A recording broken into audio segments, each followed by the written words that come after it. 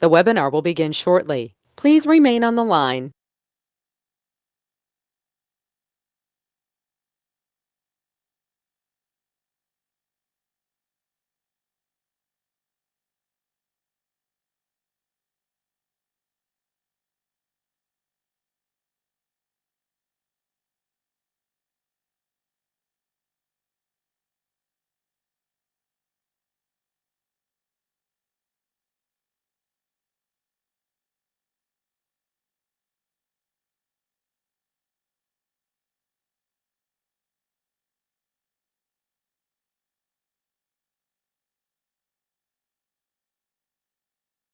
The webinar will begin shortly. Please remain on the line.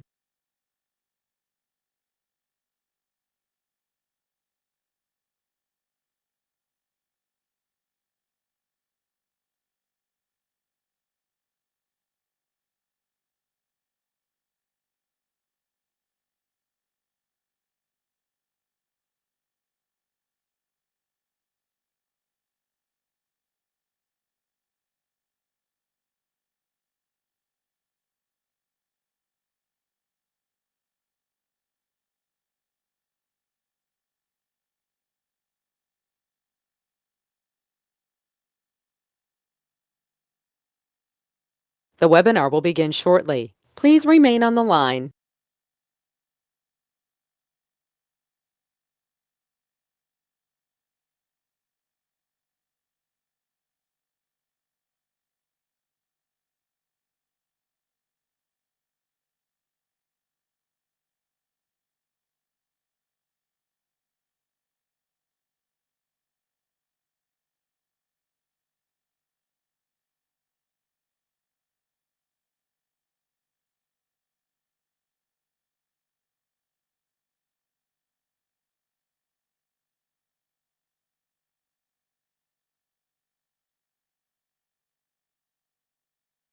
The webinar will begin shortly. Please remain on the line.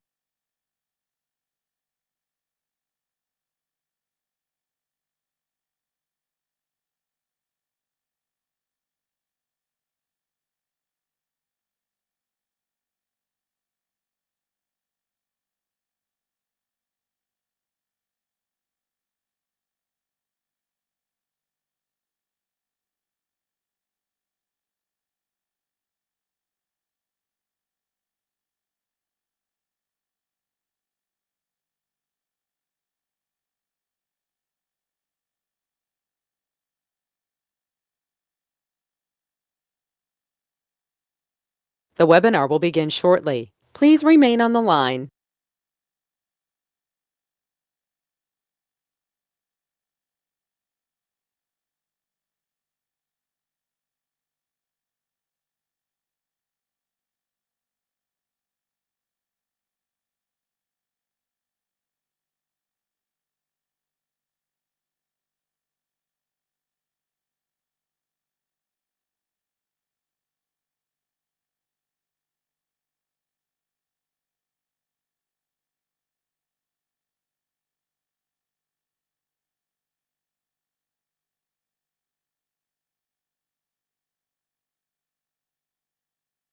The webinar will begin shortly. Please remain on the line.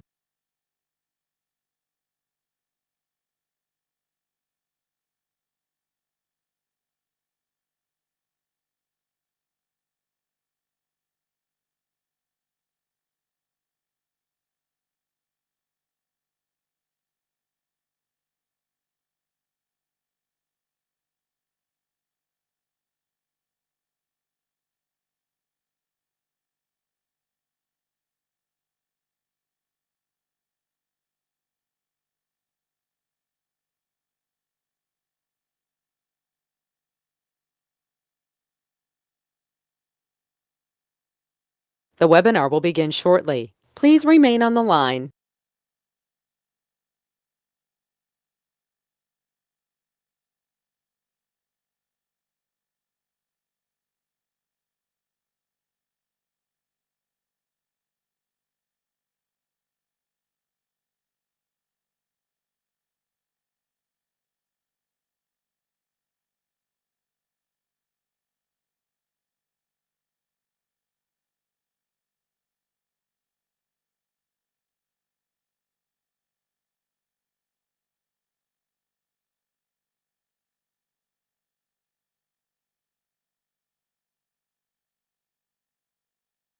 The webinar will begin shortly. Please remain on the line.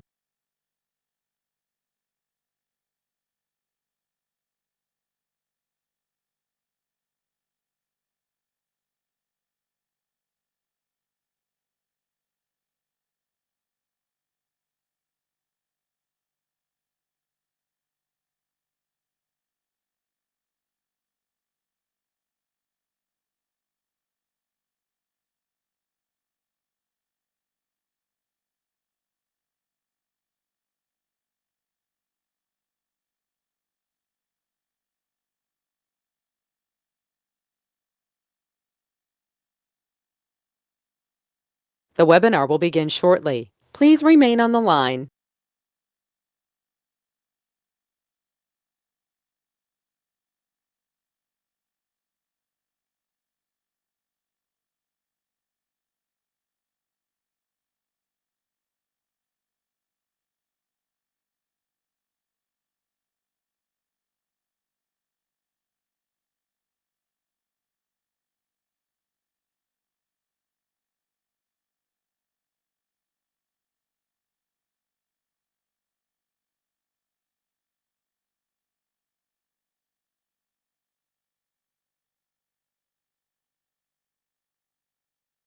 The webinar will begin shortly. Please remain on the line.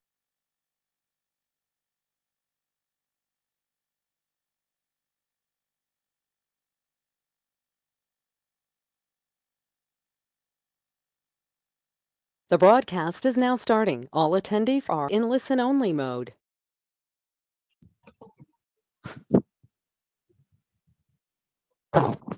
Hey, Michelle, this is Matt. I think we need to redo that because we didn't have the broadcast started, so people didn't hear that on the stream. So, all right, Mr. Mayor, apologize.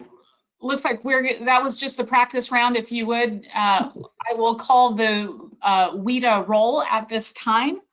All right, hang on just a minute. Hold on a minute. Michelle, I want you to pause for a minute. I'm going to go on mute for just a minute.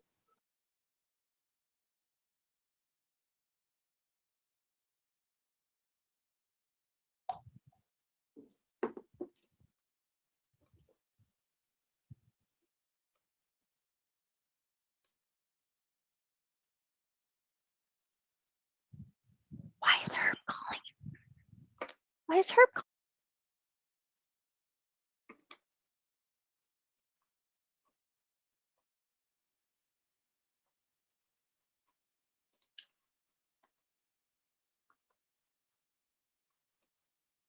All right, Ms. Parker, retake the roll, please. Certainly. Chairperson Atchison. Here. Board Member DeMott. Here. Vice Chair Seitz. Here. Board Member Seymour. Here. Board Member Scully. Here. Board Member Smith. Here. Board Member Bowles. Here. All right, board, again, we'll try to go through this. The first item up, and I'll go back to those who did it before, so we've got the same people. Ms. Seitz, if you would move for the approval of the meeting of the minutes. Thank you, Mr. Chairman. I move that the Westminster Economic Development Authority approve the minutes of the July 13th, 2020 meeting as presented. Mr. DeMott, Second. I have a motion and a second for all those on the phone call. This is a approval of the minutes of the July 13th meeting. All those in favor, please signify by aye. Aye. Aye. Aye. Any opposed? Hearing none, the motion is carried. Moving on to the public hearing, I will declare the public hearing. Just to repeat what we said a few minutes ago, the city clerk has determined that there were no comments submitted. No one has signed up for comments tonight, and there was no one on the call from the public to speak. However, the public hearing is now open.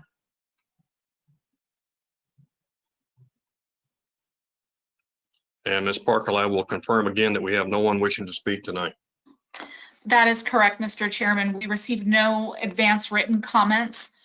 There were no voice messages left in the public comment voicemail box, and no one requested the ability to speak live during this public hearing. Okay. Thank you very much.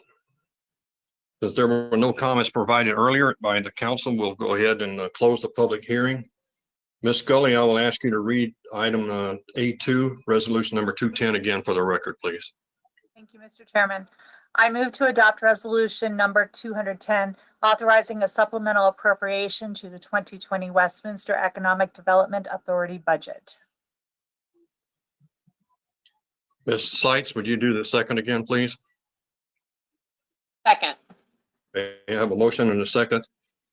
We'll ask again if there's any discussion by any member of the authority.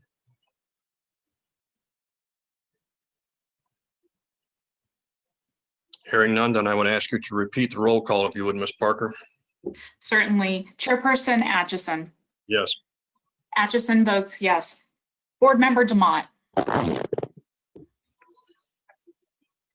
Yes.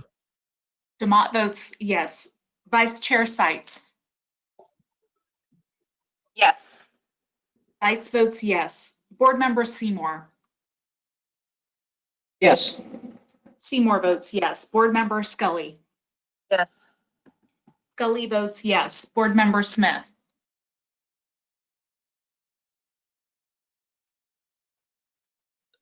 Can you please repeat that, Board Member Smith? I believe you said yes from your camera, but the audio didn't pick it up. Yes. Thank you. Smith votes yes. And Board Member Bowles. Yes.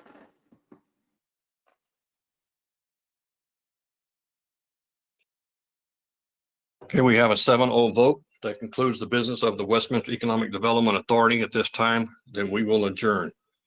For all of the council members, if you have campaign signs in behind you, either turn your camera off, don't use it, or move the signs.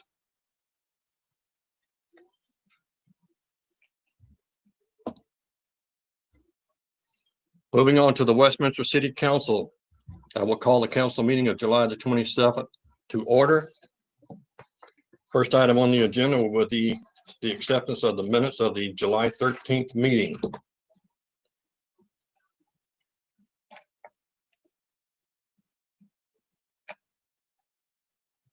Ms. Seitz? Just a question real quick. When I make Yep. this motion, I should make it as amended. Is that correct? Ms. Parker? Is that as an I think- amended or? Yes, and thank you for that question, Mayor Pro Tem Seitz. Just for everybody's benefit who is watching or listening, there was a typo on the header of the minutes that contained the incorrect date, although the correct date was on the front page. That was corrected and reposted this afternoon, but just for the sake of keeping the record clean, I think adding as amended would be appropriate. Thank you. I apologize. I wasn't certain. Good. All right. I move that the city council approve the minutes of July 13th, 2020 meeting as amended. Ms. Scully? Second. All right, I'm sorry, Mr. Seymour, I missed yours. So let me back up. Mr. Seymour, would you take the second as you were in the queue first? That's quite all right, Mr. Mayor. I'll second also. All right, thank you. We have a motion and a second to adopt the minutes of the city council meeting of July the 13th. All in favor, please signify by aye. Aye. Aye. Aye. Are there any objections? Being no objection, the motion is carried. The next item on the agenda is presentations. There are none tonight. The comments that were submitted under item 5A, Ms. Parker, can you give us any idea what that is? I know it's in the packet. Yes, we did receive comments from a member of the public by the name of, one moment, let me grab it real Dion quick. stays. Thank you, Dion says. And we also received 2 voicemails, which we have queued up as well for 2 members of the public who wished to have their voicemail played at this time. All right, go ahead. Hi there. My name is Shara Barclay. I live at 3103 West 109th Place. And I just wanted to call to express my support regarding Chief of Police Tim Carlson's comments during a recent Inclusivity Board meeting. Chief Carlson mentioned he liked the idea of having non-police support workers responding to certain types of community issues. And as the council is working on the city budget, my hope is that programs such as the one in Eugene, Oregon, or St. Petersburg, Florida, serve as models. In each of those cities, a portion of the police budget was redirected to establish community support programs. In St. Petersburg, for example, community support liaisons will now respond to calls such as neighborhood disputes, concerns about homelessness, panhandling complaints, disorderly juveniles at elementary schools, truancy issues, mental health transports, suicide, mental health crises, intoxicated people, and drug overdoses. So I hope that these are ideas that the council can implement as they're working on the budget. And thanks so much for your time and consideration, taking some concrete actions to support all of our community members in an equitable way. Thank you.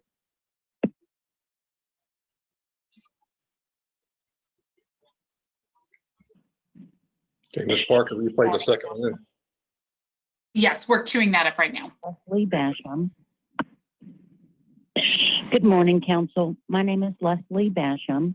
I am a citizen here in Westminster. I live off of 104th Court, and our vehicles were broken into last night. The windows were smashed. Many things were stolen. This happened to my next door neighbor about 4 days ago. They were lucky enough to, I guess you could say, forget to lock their car. Their windows weren't broken, but all their stuff was stolen. I am on Ring, and I am on Next Door, and all I read are people with videos or people with comments about all of the thievery that is going on around here. And it's of great concern. It really is. It makes me feel unsafe. And that is something I have never felt here.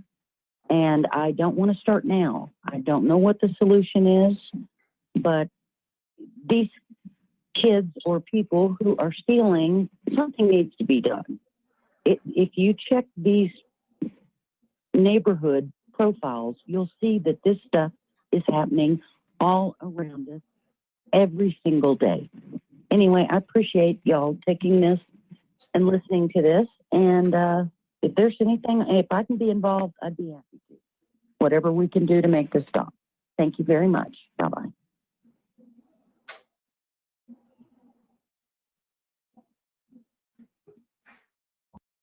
And that would conclude all of the voicemails that were received, Mr. Mayor. All right, thank you very much. Moving on to item 6 on the agenda, the report of city officials, Mr. Tripp. Yes, thank you, Mr. Mayor. A couple of comments. First off, this past weekend, and I'm not going to say a lot about the activities, but I'm going to say on behalf of the staff, to the mayor, mayor pro tem, and all the members of the city council who spent somewhere between 15 and 20 hours this weekend working together to team build and to talk about the future of our city, particularly through this difficult time, how much the staff appreciates the time, the effort, and the genuine hard work you did together. It was very heartening. This has been a tough time for all of us, and we have staff that have worked really excessively hard and with great passion to work through all these issues. The staff prepared you, I think, in a very good way, very appropriate, and I want to thank those folks that did all that work in preparation for it. But moreover, City Council, thank you for the time you spent this weekend. I'd also like separately to introduce to you tonight Jasleen Batra. and invite her to come on and say hello in just a second. Jocelyn is a recent graduate of high school and going to college in the fall, hoping to go on site, but nevertheless, bright future in front of her. She's been a member of the city's youth advisory panel, and it just you'll see in talking to her, there's such great enthusiasm in her voice. She's hoping to get into local government. She'll be shadowing me over the next several weeks to learn about local government. So, Jocelyn, would you like to make a comment? Sure. Thank you, Don. I'd like to just say thank you all for having me and letting me sit in on this meeting. I'm really excited about these type of things. I really enjoy watching the city council meetings, and I really love Westminster government. So thank you. Jocelyn, thank you. And then finally, I'm also heartened to have a couple of comments come under citizen comments. I think since we've been meeting remotely, virtually, it has been more difficult for folks to be as engaged with their local government. But I hope that's picking up, because we've had a couple great comments tonight. If you folks are listening that made those comments, thank you very much for doing that. We'll be getting back to you in response to the questions that you've asked. And I would welcome anybody that would like to submit those comments to do so. You can check on our website as to how to do that, or check with the city clerk's office and they can give you particular help. So thank you and good luck with your meeting, council. Thanks very much again for this weekend. Okay. Thank you, Don. Before I turn it to the council for comments, I'd like to make a short comment about Jocelyn. I do know Miss Batra personally. I've been to her school, visiting with her and her principal. And some of you may have seen some of the articles that she's published in the Westminster Window. She is an accomplished writer and has done some very nice stories on a number of activities and people in the window. And it's great to have her as one of the leaders of the youth advisory panel. We've been very fortunate to have Jocelyn join us. So Jocelyn, thank you again for the time you're putting in, and I hope you can keep up with Don. Thank you, Mayor Atchison. Okay, at this point, I'll turn to the council if anyone has any comments. Ms. Scully. Thank you, Mr. Mayor. So first of all, I just wanted to also shout out for the City Council, for the leadership that joined us this weekend, and all the staff who put time in to help us be successful at our retreat this weekend, and especially to our two consultants, Mike and David. I felt this was a very productive time for us. We got a lot accomplished in a very short period of time, and I was very impressed by everyone's willingness to really come together and work together. So thank you to my colleagues and to our leadership in our city. Also, I wanted to make sure everybody's aware that the goats are here. They are at Stanley Lake, and so the goats are such a unique thing. They come and they eat the noxious weeds in our open spaces over by our Stanley Lake. And I understand there's about 200 of them. And they arrived on July 23rd, and they'll be here for 2 weeks. So if you get a chance, go out and take a look. This is quite a cool thing that we do here in Westminster. And so everybody take some time to maybe go for a walk over at Stanley Lake and look at the goats. And then I wanted to also thank those who had taken the opportunity to make a public comment tonight. There is just nothing more important to me than seeing our public have a voice in how we govern and how we design policy and what's going on in our city. Engagement is the key to a city that really operates well. So I want to thank those who took the time to make their voices heard tonight. And then finally, I'm going to actually call on Jason Gank to help me out with the next part. The city council as a whole received a telephone call today from a resident concerned about the paddle boards on our lake and the waivers. And Mr. Gank was very kind and responded to her, but I asked if he would also be willing to come to our council meeting tonight and make those comments as well. So I will yield to Mr. Gank, and after he is finished, I am also finished. So thank you. Mr. Gank, are you with us? Yes, I am. Yes, I am, Yeah. Mayor, and thank you, Councilor Scully, for asking me to respond. And I do appreciate Council giving the patron information to me as well as the opportunity to respond. Staff started the permit program at Stanley Lake for private water paddlecraft 2 weeks ago. And staff capped that permit program at 175 permits based on our best practices and understanding, just to make absolutely sure we didn't experience bottlenecks or any sort of lack of adherence to public health orders. There's been a few other reservoirs in the area that have had to close down due to lack of compliance with public health orders. So we started a very successful private water craft permit program 2 weeks ago, and staff had planned using 2 weeks to do an assessment just to make absolutely sure that the program was to be successful. I'm very pleased to report that I did receive that information this morning with very favorable ratings. Therefore, staff was in the process of opening the wait list. The wait list currently sits at 236 individuals that want to also purchase a permit for that program. And staff is moving forward to open that wait list at 250. 250 additional permits, bringing that to 425 total permits allowed on the lake for private paddlecraft. The reason for the continued cap is simply just to make absolutely sure we are not creating bottlenecks or large public gatherings and in a manner that we want to make sure we can sustain this program ongoing. The waitlist participants will be contacted tomorrow and we will let them know that the permits are available for purchase. Thank you, Councilor. Okay, thank you, Mr. King. Next council member is Mr. Seymour. Thank you, Mr. Mayor. I also am very heartened to hear that we had a response from citizens on that voicemail line.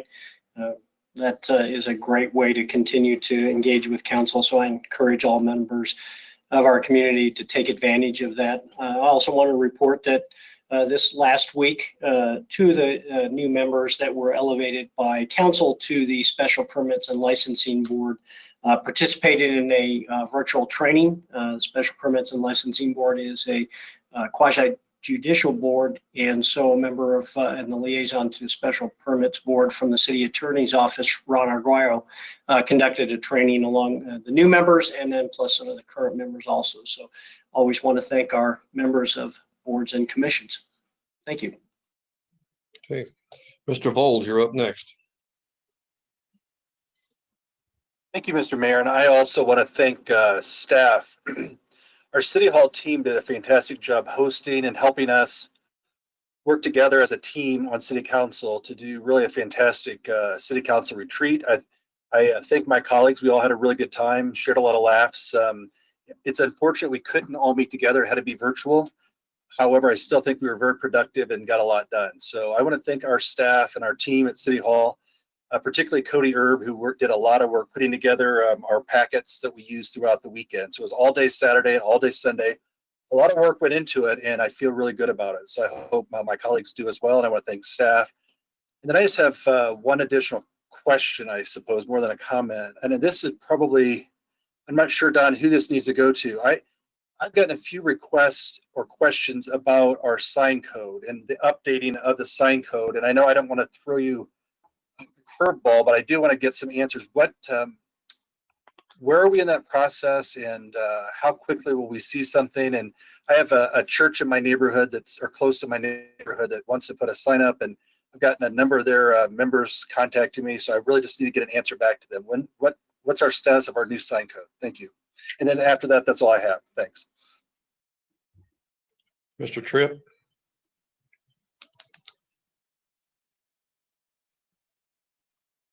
Thank you, Mayor, for bringing me back. And Councilor Bowles, thank you. We've had a lot of questions about that. The sign code is a part of, as you know, of Westminster Forward. I can't give you a specific answer right now. I'm going to get one for you and the rest of your colleagues, and for you folks to share also with concerned citizens. It's a really important part of our future moving forward economically, we believe. So let me get that specific answer for you tomorrow and get that back to you. Thank you again for the question. Yeah, thank you. I appreciate that, Mr. Tripp. Thanks. That's all I have. All right, Ms. Sykes.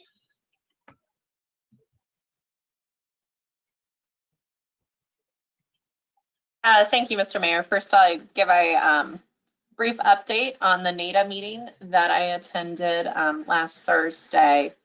So the first thing I wanted to do was give an update on the 144th Flex Ride. So this first and final mile flexible bus service was funded, as I think most of us know, by a Dr. Cog TIP grant that went to Smart Commute, and Westminster helped and Thornton helped kick in a portion of the cost of this. So it launched in November, and it helps serve retail at Orchard as well as Amazon and St. Anthony's. And ridership was on a great trajectory, and then COVID hit. So we've been really curious to see how ridership has looked in COVID on this type of transit. So it was shut down for a little period of time, but the Flex rides continued in RTD's system. So even though there's not retail, St. Anthony's essential workers and Amazon obviously had a high need. So they also deployed for workers that lived outside of the Flex ride boundaries, Uber trips. Smart Commute was able to get some Uber vouchers that they've been able to utilize. So we have been able to see, even where other areas outside of ours has seen really decreased ridership, this still remains a very successful and heavily utilized program. We did get a report back from the RTD board members. So Vince Busick, Troy Whitmore, Lubbock and Cook Lobau, sorry, and Cook were there. So the accountability committee, which I've reported back on, is moving forward. The appointments have been made, as I mentioned last week, by the governor, Senator Winter, and Representative Gray. The RTD board does have 2 non-voting board members that are going to be on the committee, and those are Troy Whitmore, who represents Adams County, and Lynn Gussinger. So she's more the Boulder area. The search for a new general manager for RTD has progressed. They had 58 applications that were received. I think they've narrowed it down to 7 folks, and they're going to get interviewed in August. And the goal is to have a new general manager by early fall. Reimagine RTD has kind of started to focus more on short-term needs of RTD due to COVID, but it is still plugging along. We heard feedback from members of NADA that are on that committee, and then also from staff members, that there's some real concerns about regional parity in this Reimagine RTD. Thornton, Jessica Sandgren gave a very kind of impassioned complaint really about the process and how overlooked the North is, and how there wasn't a lot of real meaningful interaction or input. There was kind of already assigned boxes for your input. RTD's interim general manager was there, and he acknowledged it wasn't the first time that he had heard concerns about this, and he promised to look into it. It was a really good, candid discussion. He seemed open, but also it seems like these are really persistent problems that may impact the real benefit of this Reimagine RTD exercise. We also then learned about 2 CDOT Dr. Cog grants that are coming available, and 2 communities, including Westminster, talked about different projects that we're considering going for these grants or applying for these grants. Longmont had a really cool project. It was for the Can Do Colorado grant. And I don't know if any of you have gone into Longmont, but you know their Main Street kind of bisects a really cute old downtown. And they have a lot of difficulty working to improve that, or do a road diet, or do anything that makes it more pedestrian oriented, typically because it is a CDOT state highway.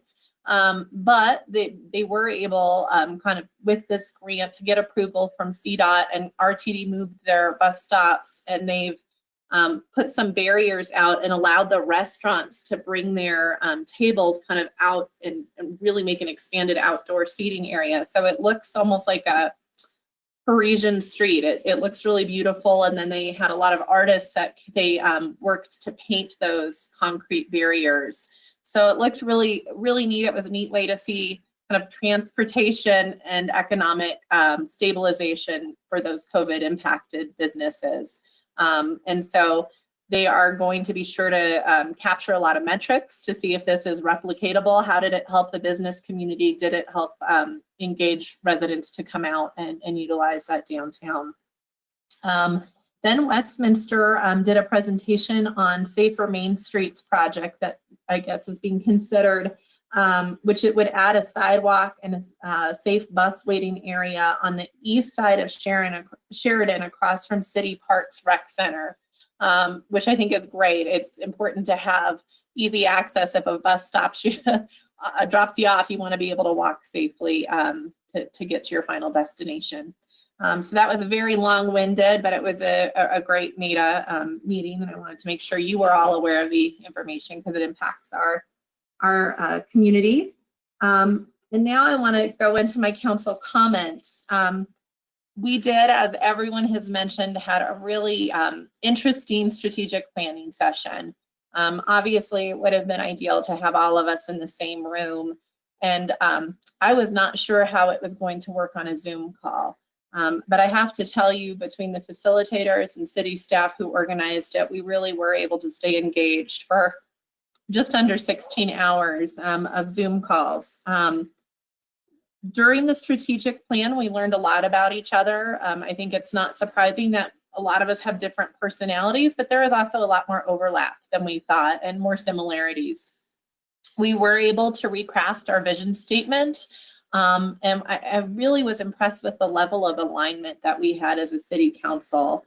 And while this is a shorter and more descriptive vision statement, it keeps our elements that are consistent, wanting safe neighborhoods, being proud and protective of our beautiful open spaces, and a commitment to sustainability and inclusivity.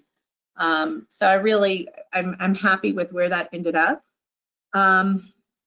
We did get a report, and it was a bit sobering on our revenues as a city.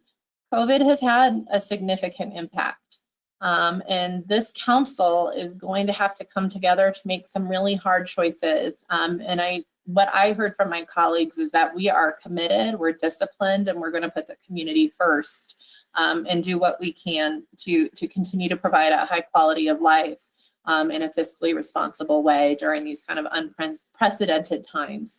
I have so much appreciation for our new deputy city manager and CFO, Larry Dorr, and assistant city manager, Chris Lindsay, for the presentation.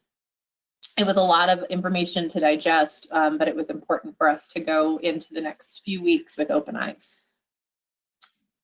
With that being said, COVID is on the rise in Colorado. Back in June 15th, it really did look like we were kicking it. Not only, were cases down, but there was hope that we had flattened the curve.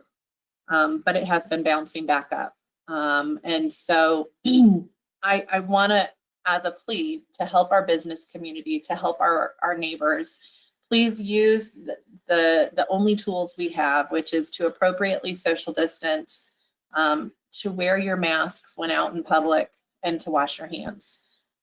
This isn't just a matter of your own personal health, which is very important, but it's really how our economy is going to rebound. I also heard some troubling news, which was in Colorado, not just Westminster, but in Colorado, we've already lost 400 restaurants, closed for good. Really spend your dollars here in Westminster, shop local. It doesn't just help those entrepreneurs, but it also helps us pave potholes. We are so dependent on sales tax revenue. So when you have a choice of where to go, please spend those dollars here in Colorado, support those local entrepreneurs, those local retailers, and help support your city. Thank you so much, and everyone have a great night. Ms. Smith.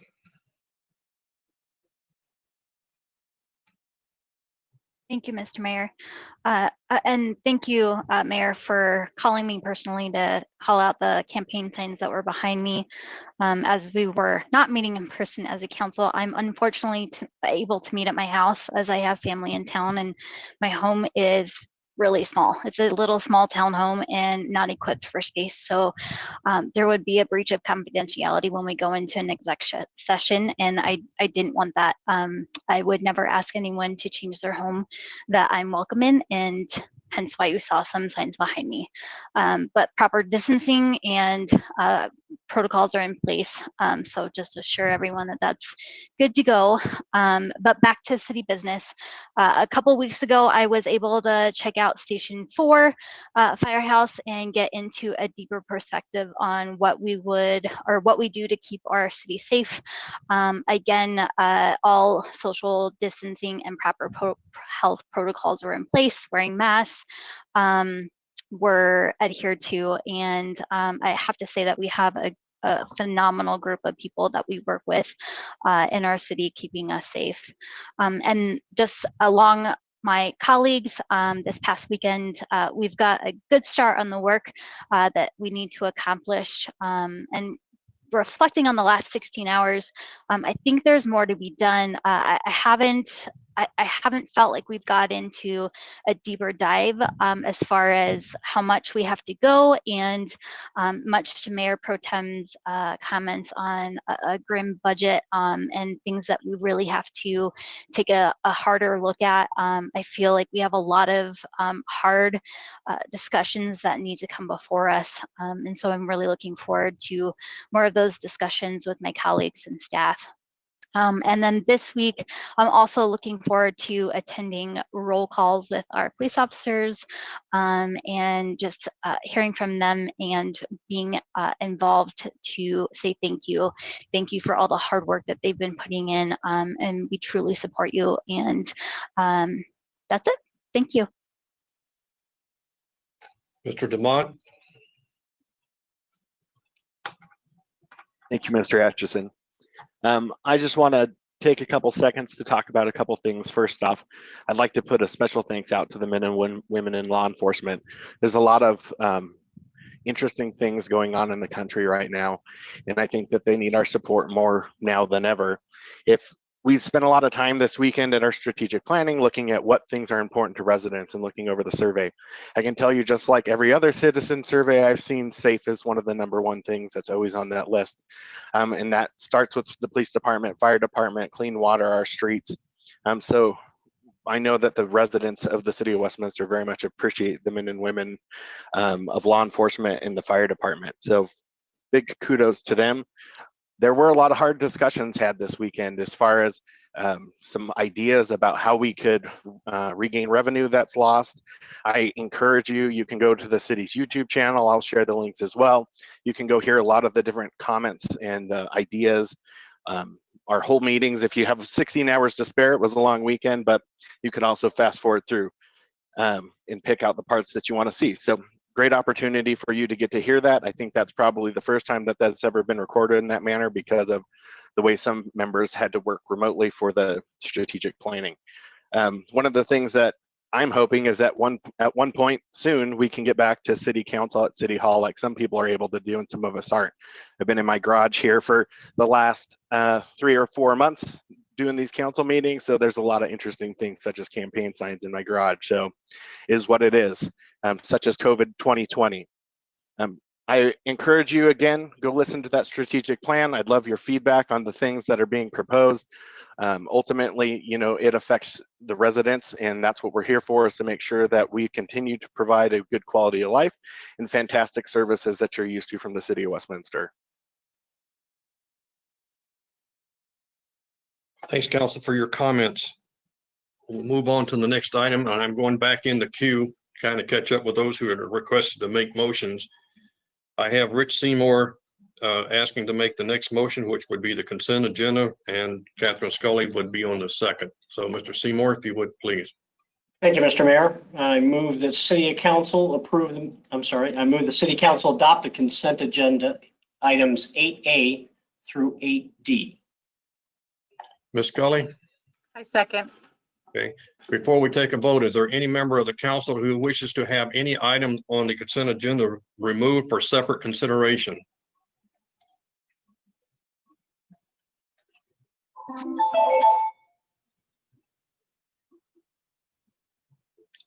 Hearing none.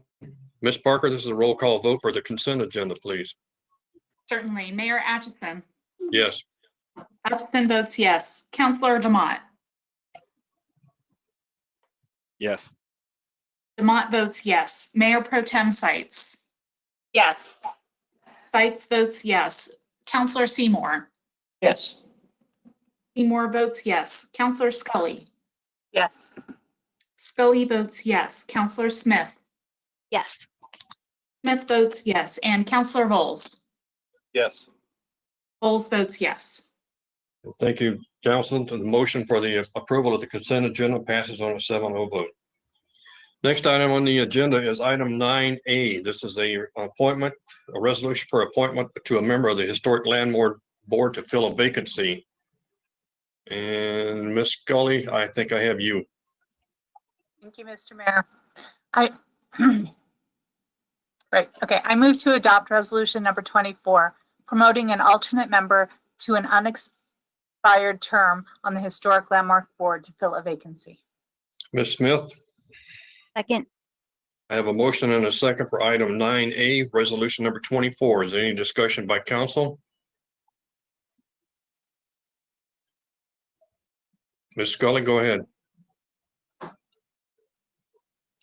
Yes, first of all, I just wanted to congratulate Anne, and I'm going to mess up the last name, Lisecki, for her promotion to full membership on the board. What a great honor, and we are so privileged to have her serving for us here in the city, so thank you. I did have a question for Ms. Parker. Do we have anyone yet to fill the alternate position, or do we have a plan as to how we're going to fill that vacancy? Thank you for the question, Michelle Parker, City Clerk. We do currently have a few vacancies due to some resignations that occurred over the earlier months of the spring, right when COVID hit.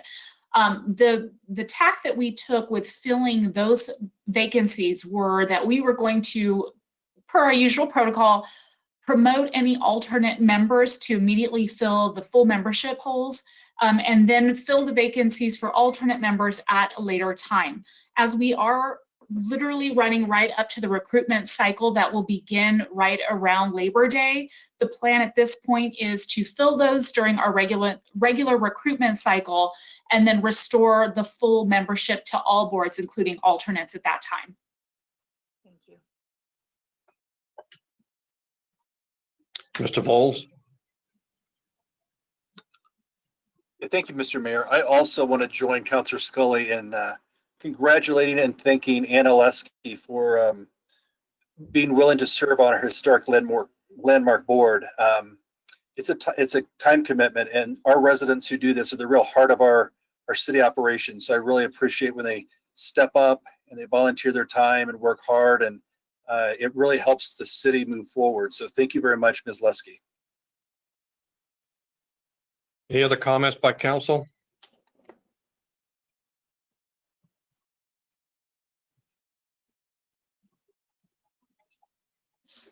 Ms. Parker, this is a roll call vote for item 9A, resolution number 24. Thanks, Mr. Mayor. Councilor Demott. Yes. Demott votes yes. Mayor Pro Tem Sites. Yes, and thank you. Sites votes yes. Counselor Seymour. Yes. Seymour votes yes. Counselor Scully. Yes. Scully votes yes. Counselor Smith. Yes. Smith votes yes. Counselor Bowles. Yes. Bowles votes yes. And Mayor Atchison. Yes. Atchison votes yes. All right, thank you, everyone. Motion carries on a 7-0 vote. Moving on to the next item. This is item 10A, a public hearing on the development of the 2021 city budget. Mr. Tripp, I'm going to turn to you or Mr. Dorr. Any comments?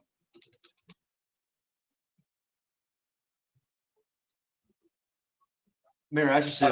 Mr. Mayor, yes, I hear Larry coming in, so that helps because I was thinking it may be Chris Lindsay, who's Assistant City Manager in charge of planning and budget. But for the public's edification too, there's an agenda memorandum connected to the agenda tonight. that gives some background. And I'll turn it to CFO Deputy City Manager Larry Dorr to introduce the topic. Thank you. Thank you, Mr. Tripp. Larry Dorr, Chief Financial Officer. I want to introduce Assistant City Manager Chris Lindsay to describe some of the more salient events and dates in his staff report, and to describe the structure of the coming budget. This is a very traditional event in the budget process, and I'll allow him to describe that. But since I had the chance to introduce him, I just want to thank you, Mayor and Council, and all of those members of the public who were engaged and listening to our presentation over this past weekend regarding the city's budget. It was quite a lot of information, and we had pages and pages of data along with an extensive PowerPoint presentation, and a few others have described that. I just want to thank you for your attention to that, and for the steps ahead in our journey for the 2021 budget and the city's response to COVID-19. With that, Chris, would you take this subject forward? Thank you. Mr. Dorr, thank you for the introduction. Mr. Mayor and City Council, City staff is currently preparing budget information for the 2021 budget, and tonight's meeting is intended to allow for community to provide requests, comments, feedback, suggestions as staff works to prepare the 2021 budget. We approach tonight's public meeting on the budget at a very interesting time for our community. As mentioned earlier, staff provided a fairly detailed overview of the city's finances at the retreat this past weekend, and we all appreciate the candor and the free-flowing discussion. Staff look forward to continued follow-up and ongoing discussion over the coming weeks and months around the city's finances that support the tremendous work that we do on behalf of the community. Lastly, we appreciate the feedback tonight, and I believe the city clerk is going to replay one of the recorded messages in just a moment.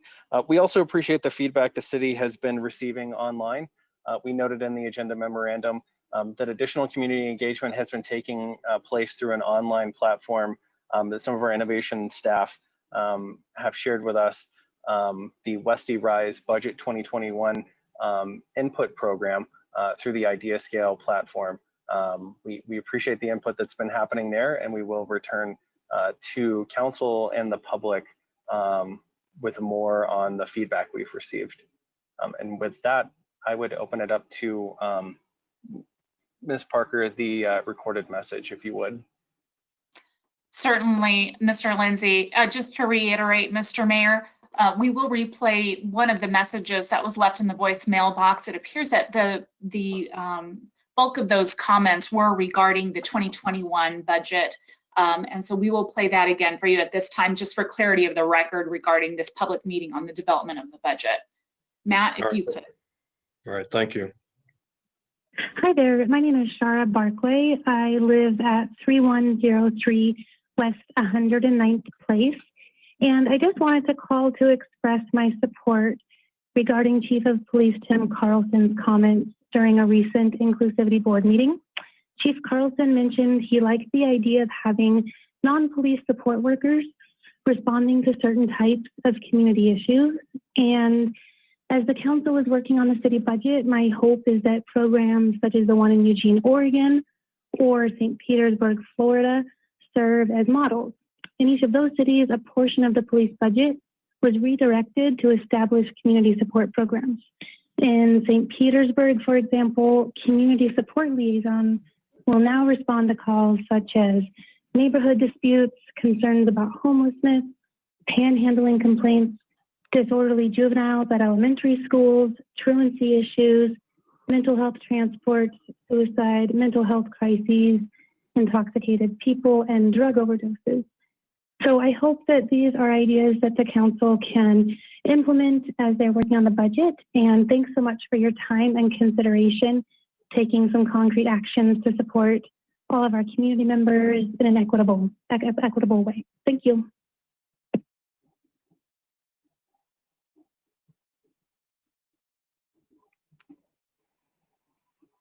Ms. Parker, do you have any others? No, Mr. Mayor, that would be all of the comments that have been received at this time relevant to the public meeting on the 2021 city budget. All right. Mr. Lindsay, I want to come back to you for a quick second. Can you, for the benefit of the public who are listening in, remind the public where they can go to provide comments for the budget? Thank you, Mr. Mayor. So I think probably the easiest manner is we'll be having a second public meeting on August 10th and an additional public hearing later in the fall. At any point in time, they can email the city manager's office or myself or our staff, and we will funnel that in, or also create an Access Westminster ticket. All right. Is there any other comments from the staff before I open it up for the public?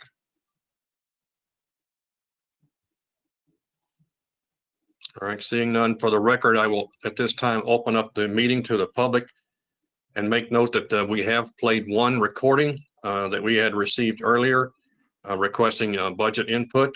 And if there are no others at this time, Ms. Parker? There are no others at this time, Mr. Mayor. No one else requested to testify live during the meeting. All right, thank you, ma'am. At that point, remind the public that there is opportunity for you to provide input through the city manager's office or directly to Mr. Lindsay. Please check out the city website. If you need assistance, please contact the city hall and we will try to make sure your information gets directed to the appropriate department. Seeing nothing else on that item, we will close the public hearing and move on to the next item, which is item 10B. This is a resolution number 75. Ms. Seitz.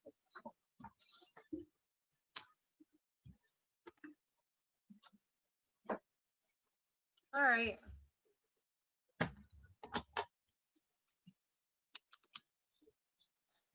Thank you, Go ahead. Mr. Mayor. I'm sorry. I move to adopt resolution number 25, approving the implementation of fines for parking violations in the downtown Westminster and Westminster Station parking areas. Ms. Scully. I second. Okay, we have a motion and a second for resolution number 25, item 10B on the agenda for tonight. Are there any comments or questions from council? Mr. Demott.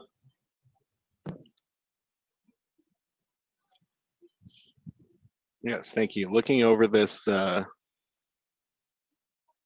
list here, I'm just curious how couple things. One, how does this impact any current homes in the TOD area as far as residential areas? It seems like there are homes in that area. And then I'm curious about what our model was as far as the fees. Like, how do we determine what the right fee is for these different violations? Mr. Tripp, how would you like to direct the question, please? Thank you, Councilor Demott. I think I've got Wadi Burgos on this evening, and I would assume he's here tonight for this item. If not, Dave Downing, the director, will step in. Go ahead.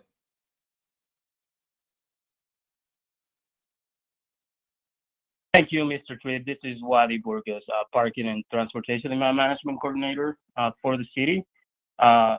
Demond, in regards to your question regarding the impact of this implementation of these fees into homes, the main areas where these fees will be implemented or the fines will be implemented will be in the core of the TOD, while the areas where some homes and businesses are included are part of the parking management area.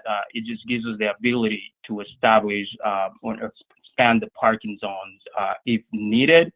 We've been engaged with the community in those areas, both in downtown and the Westminster Station area, and we'll continue to make adjustments to how we manage parking as development continue to come into the TOD area and downtown. As far as the model for implementing the fees, if you look at our existing parking fines that the Westminster Police Department currently enforces citywide and outside of the TOD in the Westminster Station area, these fees mirror that fee structure that's already established by the Westminster municipal judge, and that it's enforced by the Westminster Police Department. And these fines are also in line with most cities neighboring cities around us and around the country. And we just try to stay consistent with the amount of fines. So if you compare that list of fines with a lot of these violations coincide with violations that are currently enforced by the Westminster Police Department citywide, and the fine amounts will be pretty similar or just the same. Thank you. Welcome. Ms. Scully? Actually, you did a fabulous job answering every one of my questions in that answer. So I'm good to go. Thank you. Mr. Bowles? Thank you, Mr. Mayor. So I did have a question. How are these collected on?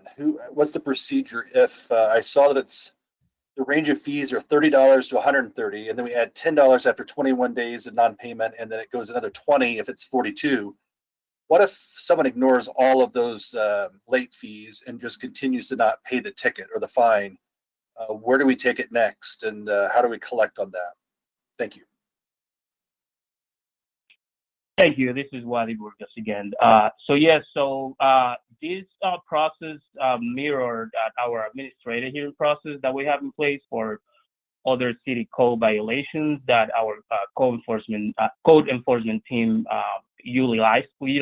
So we have legal mechanisms to actually pursue those individuals that completely decide to ignore. So if the violations and the fines are completely ignored, this will eventually go into collections.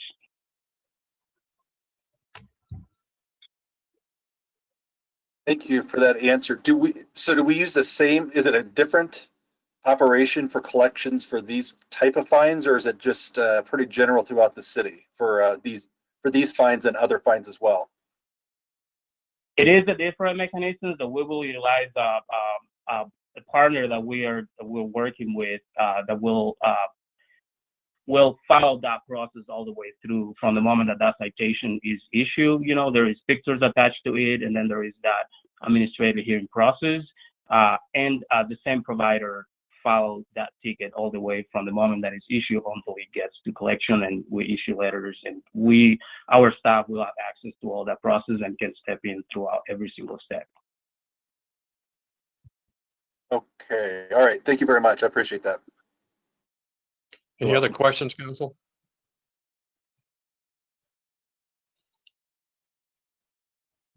All right, seeing none, this is resolution number 25. Ms. Parker, please, roll call vote. Certainly. Mayor Pro Tem Sites. Yes. Sites votes yes. Councilor Seymour. Yes. Seymour votes yes. Councilor Scully. Yes. Scully votes yes. Councilor Smith.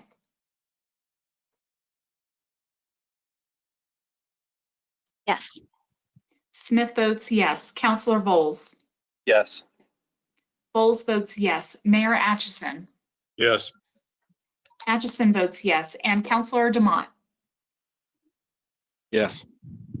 DeMott votes yes. Thank you, council. The adoption of resolution number 25 is passed on a 7-0 vote. Moving to the next item. We will go to item 10C. This is adoption of resolution number 26. Ms. Smith? Thank you, Mr. Mayor. I move to adopt resolution number 26, approving the proposed issuance by the Country Club Village Metropolitan District of 2020 refunding bonds in substantial conformance with the resolution's term sheet as presented. Ms. Scully? Second. I have a motion and a second. I have a question from Ms. Sykes. Thank you so much. I have to confess, I read through this multiple times trying to make sure I understood it. And what I want to make sure I'm accurately understanding this. This allows the Metro District on the commercial portion to refinance their bonding so they will not have a balloon payment at the end. Is that correct? It does not increase the amount that they can bond. Could staff maybe explain it to me and make sure I'm hitting it correctly? I So apologize. Mayor Pro Tem, your question is, can they refinance it and change the terms? I'm not certain. I think I know the answer to that, but let me see if Tammy's I'm on. just asking, what is the material outcome of this change, which I believe in the staff memo said that it allows them to refinance to avoid the balloon payment at the end. Yes. But I wanted to see if it Yes. changes any additional terms. Yes, that's right. But I think it would be best to have Tammy come on and just to make certain here, or CFO Door. Tammy? Hi, yes, this is Tammy Hitchens, Finance Director, and yes, Mayor Pro Tem Sites, you're exactly correct. The main reason for them wanting to refinance this is to get rid of that balloon payment in 2029. Essentially, they are able to get a bit lower interest rate, and they do have a present value savings in this. It's not a lot, but it is pretty much the same. So in the long run, it's good for the taxpayers. And the biggest thing is that they do get rid of that balloon payment, because they would have to refinance at that time regardless of if they still had that balloon payment. So they're just trying to take advantage of the interest rates as they exist right now and get it taken care of in advance.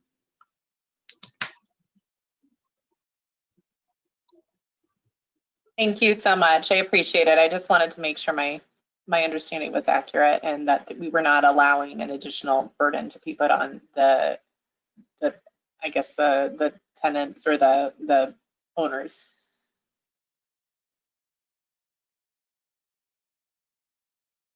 Are there any other questions from any member of the council in regards to resolution number 26?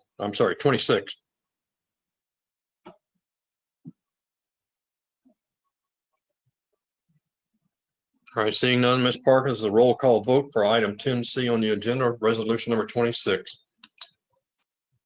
Thank you, Mr. Mayor. Counselor Seymour. Yes. Seymour votes yes. Counselor Scully. Yes. Scully votes yes. Counselor Smith. Yes. Smith votes yes. Counselor Bowles. Yes. Bowles votes yes. Mayor Atchison. Yes. Atchison votes yes. Counselor DeMott. Yes. DeMott votes yes. And Mayor Pro Tem Sites. Yes. Sites votes yes. All right, thank you, council. Item number 10C, resolution number 26 passes on a 7-0 vote. Moving on to the next item, 10D. This is resolution number 27. Ms. Scully? Thank you, Mr. Mayor.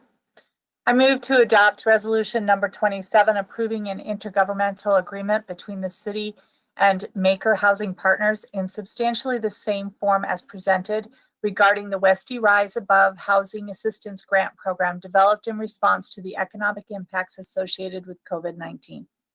Ms. Smith? Second. I have a motion and a second. Are there any questions in regards to item 10D, resolution number 27? Ms. Sites?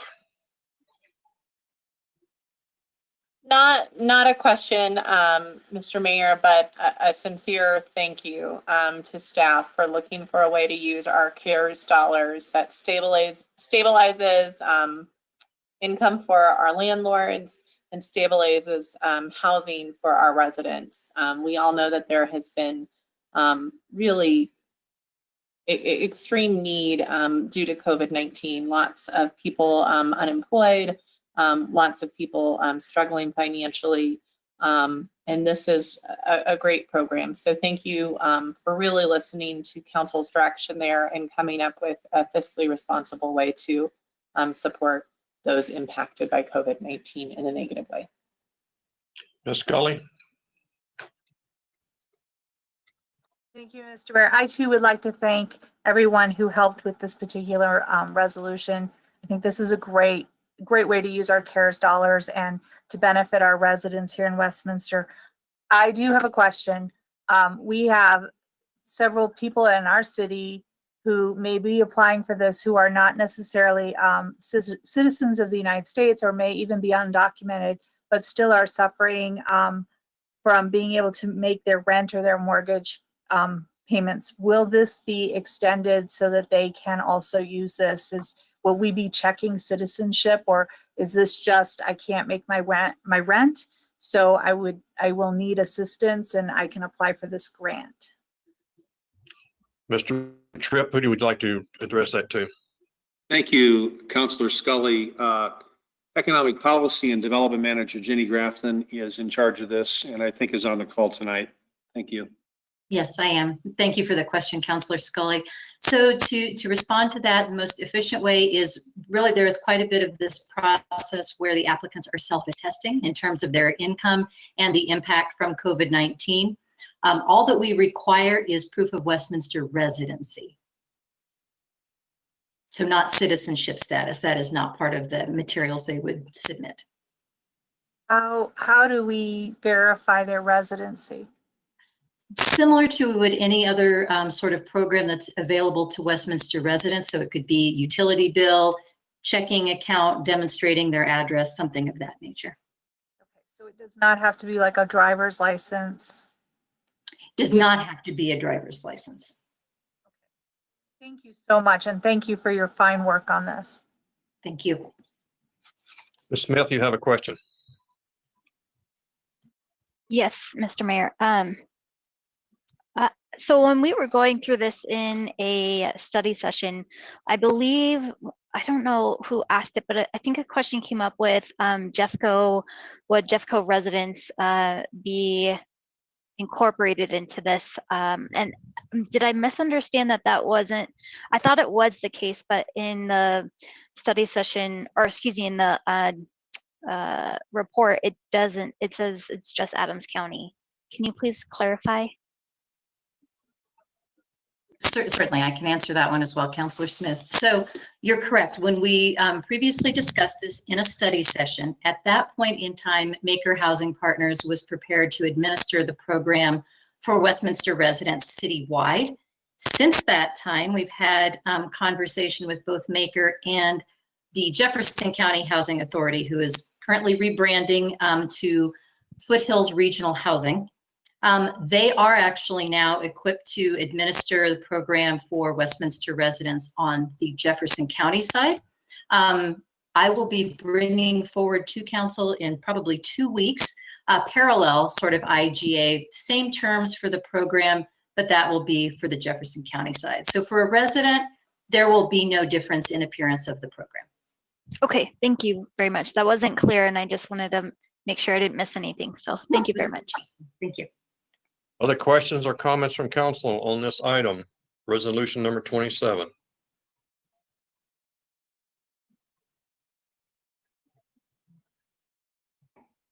I'm seeing none. Ms. Parker, this is a roll call vote on item 10D, resolution number 27. Councilor Scully. Yes. Scully votes yes. Councilor Smith. Yes. Smith votes yes. Councilor Bowles. Yes. Bowles votes yes. Mayor Atchison. Yes. Atchison votes yes. Councilor DeMott. Yes. DeMott votes yes. Mayor Pro Tem Sites. Yes. Sites votes yes. And Councilor Seymour. Yes. Seymour votes yes. Thank you, council. That is a 7-0 vote on item 10D, resolution number 27. Moving on to the next item, item 10E, resolution number 28. Mr. DeMott.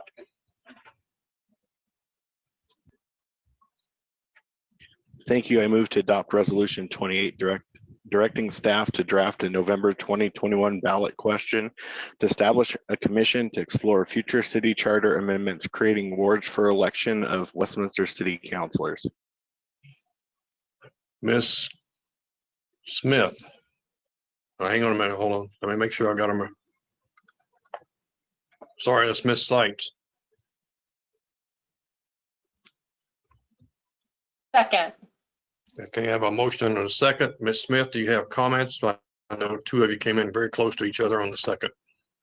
No, sir, I withdraw. I came in as a second. All right, Ms. Scully, you have comments. Yes, sir. I just wanted residents to know that this was a really hard decision for me because I recognize that it's really important. And I want our residents to be able to direct the city in whether or not we want wards in our city. However, it just was not something that I felt could be done this year. And so I did move for a compromise, and the council agreed with me. And I appreciate their support. I think that it's very important that we do put this on a ballot, but just not this year. And so I'm looking forward to having this on the ballot next year. And I appreciate voting on it now to make sure that it happens in the next year. Thank you. Mr. Demott. Couple quick things. We've been talking about whether or not wards and districts should be on the ballot. It's an issue that I've heard through multiple campaigns over my 7 years being involved with municipal government. I've heard a lot of desire for it. I've heard people on the other side of it too, but I think it's clearly something that the residents deserve to get to speak on. I wanted it this year. There was a feel that during a pandemic that we shouldn't be focusing on this. I find that interesting. I've seen some of fellow council members out collecting signatures for ballots. So all things aren't equal, I guess. I did ask after that study session that we made sure that we put this on paper so that there's an actual vote that comes to it, so that we are making a commitment to the residents to put this forward in 2021 since it didn't happen in 2020. Sipes. Thank you, Mr. Mayor. I just have to correct something that was said. This council did not want to put it on this year, not because we didn't think it could be addressed during a pandemic, but because we were uncertain what was going to happen with our budget. And so we wanted a little bit more time, because if you refer something to the ballot, you have to presume that the residents may vote for it. And if they vote for it, there would be an extensive amount of research, hiring consultants that needs to be done this is fundamentally changing the way we are governed. And so we'd really want to make sure we if we were to district or carve up wards, do it in a way that is equitable, that is not, that has no objective other than representation. And so that really does take a certain level of expertise that we do not have in-house. So council just wanted to get a further understanding of what our financial situation is going to be. And this weekend, I felt incredibly validated by it. So we found out from staff that just for 2020, we're going to have a pretty substantial budget shortfall, somewhere probably between $18 and $32 million. So we weren't just being paranoid or scared or using this as an excuse. We were trying to be fiscal stewards. I believe this gives us enough time to right size our budgets. And you know, I do want representation. I do think that this should go forward. I did not hear it as much as my colleagues have said they have heard it. But I believe them. I have no reason to doubt their motivations. I find it frustrating when they continually misrepresent and doubt mine. So for the record, I am excited to put this on the ballot for 2021 so our residents have a voice, but I was concerned about adding a huge expense to our budget prior to understanding the impacts. So with that being said, I'm happy to vote for this tonight. Mr. Demott. Always enjoy the explanations. I would encourage people to go listen to those meetings for themselves, and I look forward to voting on this so the people can have a say. Any other comments from council? Ms. Smith? Thank you, Mr. Mayor. I'm happy that we have finally got this on the record to at least get it on for 2021. I know that this was also a big one I was running in 2017 and as well as 2019 for residents to at least have a say in how we're governed. But just remembering our conversation just yesterday in our budget meeting, we are looking at potentially putting on a ballot for this year, increasing revenue sources with potentially bringing the vote to the people on adding medicinal, marijuana to Westminster. So while it could bring us revenue, there are lots of implications for that and lots to look at in its entirety. So I think that if we are adding something to the ballot this year, we have to do our due diligence in adding our districts or adding at least a choice for wards or districts for our residents, because I just don't see the separation in how we govern and put that on the ballot to have a voice for our people. So I'm excited that we have this at least on our agenda to vote on. I wish it was this year. Any other comments?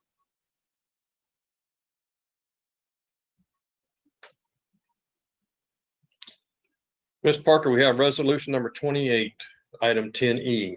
It's a roll call, please. Counselor Smith,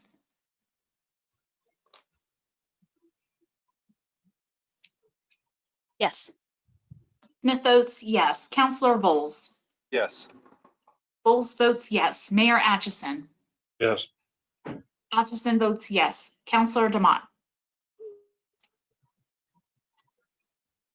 Yes. DeMott votes yes. Mayor Pro Tem Sights, Yes. Sights votes yes. Counselor Seymour, Yes. Seymour votes yes. And Counselor Scully, Yes. Scully votes yes. Thank you, council. That passes resolution number 28 on a 7-0 vote. Moving to the next item. This is item NF, an amendment for the intergovernmental agreement with Urban Drainage and Flood Control District.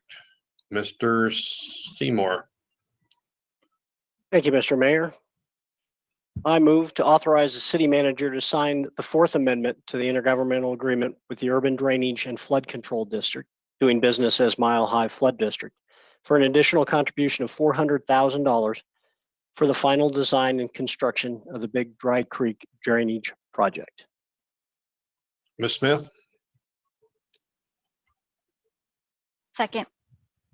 A motion and a second. Ms. Scully, you have comments. I do, Mr. Mayor. Thank you. A couple of weeks ago, I was contacted by a neighborhood that is adjacent to this project, the villas at Sheridan Green.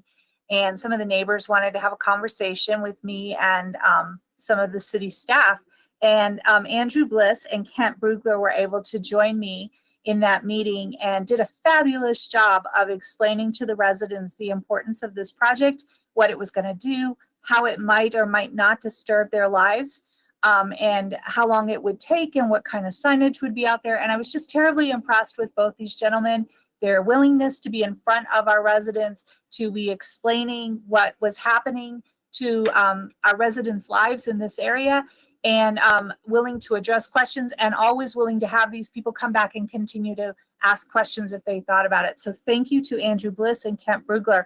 And they were both also very gracious in saying that if there is anyone who has questions on the utility or upcoming projects on the utility that you may be impacted by, if you would like to have a conversation, they would be more than open to having those conversations as well. So please reach out to the city or to any one of us counselors. We can get those arranged for you. I think that engagement with our residents is of the utmost importance. I think that's what good communication is getting a dialogue going between our city staff and our council and our residents, and making sure that we're all on the same page as we work toward betterment of our city. So thank you. Ms. Sights.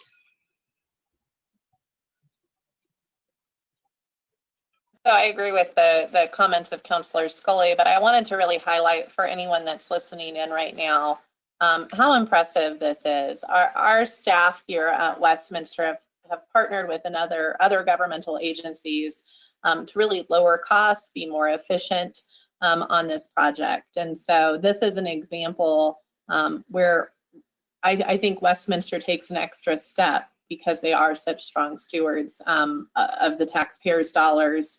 And want to make sure that they have the minimum amount of disruption for adjacent neighbors. So I just wanted to say thank you to staff and make sure we were clear with the general public what we were voting on tonight. Very impressive. This will be, I think, 400,000 of Westminster dollars and then 400,000 of these other two entities. So it's a great way to leverage resources. Thanks. Mr. Vols. Yeah, thank you, Mr. Mayor. And Mayor Pro Tem Sites just said exactly what I was going to say. Thank you, staff, for bringing this forward. I think this is a great example of where we're able to partner and we get the expertise of drainage and flood control out of this government agreement, intergovernmental agreement, but we also then leverage $400,000. So with our match, they put in 400,000. So in addition to that match, which adds up to $400,000, we also get the expertise of their organization in an area that's tremendous. So I think this is really good, and I'm very pleased to support this tonight. Good work, staff, on this project. Other comments from council?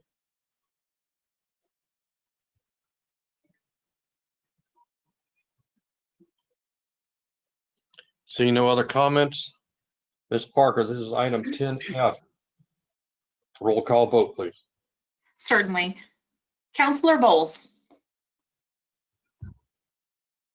Yes. Bowles votes yes. Mayor Atchison, Yes. Atchison votes yes. Counselor Demott, Yes. Demott votes yes. Mayor Pro Tem Sites, Yes. Sites votes yes. Counselor Seymour, Yes. Seymour votes yes. Counselor Scully, Yes. Scully votes yes. And Counselor Smith, Yes. Smith votes Thank you. yes. Item 10F passes on a 7-0 vote. Moving on to the next item on the agenda. This is item 10G, this is contract amendment with J&T Consulting.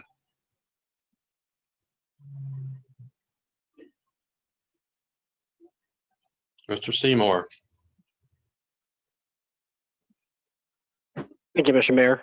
I move to authorize a contract amendment with J&T Consulting, Inc. to provide design and construction engineering services for Phase 2 of the Sheridan Boulevard Waterline Rehabilitation and Replacement Project in the amount of $706,180, plus a contingency of $70,618 for a total of $776,798, increasing the total authorized expenditures with this consultant from the previously approved amount to $1,135,508 to $1,912,306, including contingencies.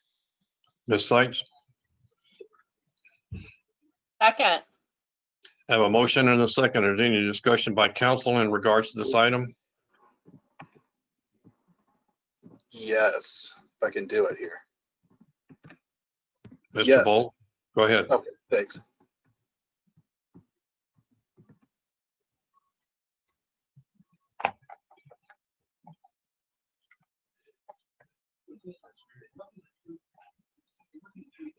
Mr. Vols, you need to unmute yourself. Cooperating. Thank you. I'll start over. Is this the third time we've amended this? I have a couple questions, so I'm not sure who would be the best person to direct this question to, but is this the third time we've amended this particular contract? Mr. And we're in Tripp? phase 2. We finished phase 1 and now we're in phase 2, but it looks like it's a $700,000 commitment, and it's a third time I want to know the process of what are the efficiencies that we have in not taking it back out to bid? And I guess it said, I think in our packet, that there's expertise here, they have background. Can you please explain to me how that works and why that's a benefit? And I just want to hear a little more about that. If you could explain that to me, I'd appreciate it. Thank you. Councilor Vols, this is Tom Tripp. Thanks for the opportunity to explain this to the council and to the public who's listening. The Public Works Utilities Director, Max Kirschbaum, or the senior engineer in charge of this project, or his supervisor will handle this. Thank you. Yes, Councilor Vols, this is Max Kirschbaum. This is a complex project of multiple phases on Sheridan Boulevard. I would like to ask Julie Kaler, the Utility Engineering Manager, to give you the details and a concise answer to why we're amending this contract. Thank you, Max. Thank you, Councilor Vols. Mr. Mayor and City Councilors, this is indeed the third amendment to the J&T design contract for essentially the same water line. So the Sheridan water line was identified in the 2016 water line study as needing repair and replacement, mostly due to age and condition, but there's a little bit of capacity in spots. So they started the design in 2016. The Sheridan water line is in the same corridor as the Little Dry Creek interceptor sewer. We accelerated phase 1 of the Sheridan water line so that it could be installed at the same time as the Little Dry Creek interceptor sewer in Sheridan Boulevard from 88th South to 80th. It helped lessen the disruption to the motoring public. I'll say lessen because it was awful. I'll give you that. And so we always intended to have the full reach of the water line from 88th down towards 72nd rehabilitated. So J&T completed the design of what we're calling phase 2 right now, which is 80th South. They completed the design to up to about 60%.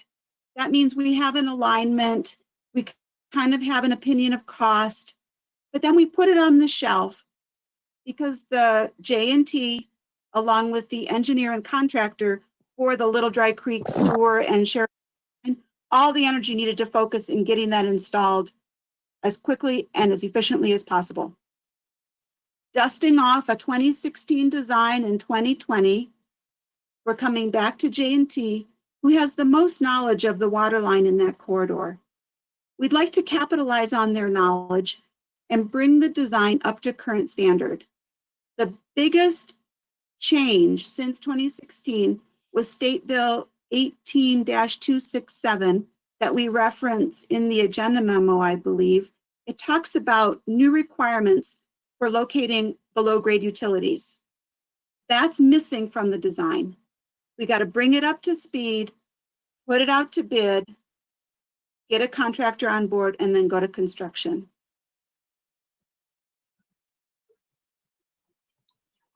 Mr. Bowles, does that answer your question? It does. Thank you very much. I read a lot of that, and I just need a little more information, and I'm glad to approve this tonight. And Ms. Kaler and Mr. Kirschbaum, thank you for that answer. And I appreciate the fact it's more efficient and less disruption to our residents. So I hear that, and I read that in the report, and thank you for getting that on the public record. I definitely will be pleased to support this tonight. Thank you both. Thank you. For council, just so there's some other additional information that Ms. Taylor and Mr. Kirschbaum did not mention, is to take a design that's partially done by one design company and trying to get another design company to pick up that and finish it is virtually impossible. And you virtually start all over. But since the J&T had already done that to 60%, it makes good sense not to have to pay to have the whole design redone again, because most companies won't accept the liability of a partial design by somebody they didn't do themselves. So I appreciate the fact that they want to try to keep it consistent using the same company, but I also understand that we're trying to minimize impacts to the public. And I would think that the likelihood of us having to start over would have been much more expensive than an addition to have them come back and update the design that they had already done. Any other comments or questions from council in regards to this one?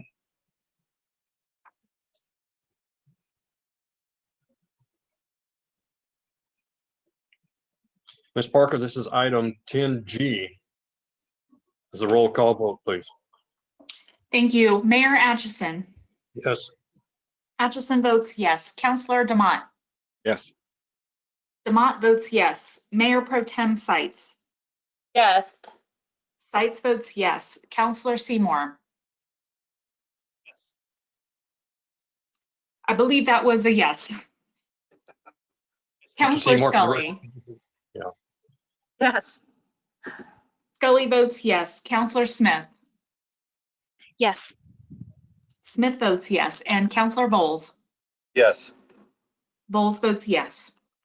Ms. Parker, do you have a clear vote from Mr. Seymour? It was a little cut off, but I did hear him indicate yes. All right, Mr. Seymour, just so that we make sure everyone heard, can you restate your vote? We're not getting any sound from you, Mr. Seymour. Is your headset muted?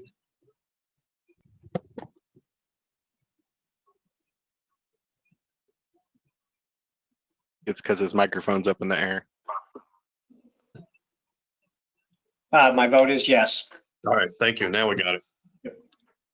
All right, vote for item 10G passes on a 7-0 vote. Moving on to the next item, city manager to execute a contract with C&L Water Solutions. This is item H1.